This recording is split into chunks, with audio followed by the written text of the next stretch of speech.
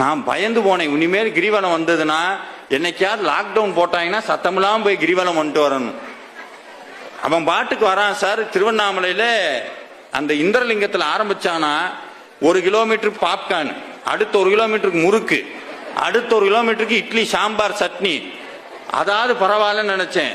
அங்கிட்ட ஒருத்தன் போட்டிருந்தா சார் ஒரு ஐட்டம், வீச்சு புரோட்டா போட்டுக்கிட்டு இருக்கேன்.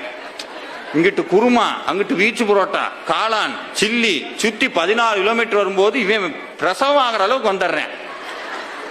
சுற்றி முடிச்சு வந்தோடனே எங்க போனீங்க? கிரிவலம் போனோம். அண்ணாமலையாட்ட மட்டும் பெரம்பு இருந்தது, தூக்கி போட்டு மிதிச்சே போடுவார்.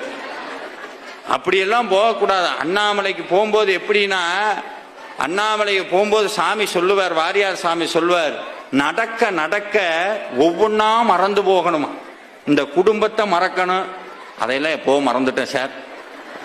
குடும்பத்தை மறக்கணும், கவலைகளை மறக்கணும், நான் படிச்ச படிப்பை மறக்கணும், என்கிட்ட இருக்க பணம் மறக்கணும். ஒரு கட்டத்துல போய் இந்த உயிருக்குள்ள உடம்பு உயிர் உள்ள இருக்க இந்த உயிரையே மறந்து அண்ணாமலையை நினைக்கிற அளவுக்கு கிரிவலம் வரணும். Download ShareChat.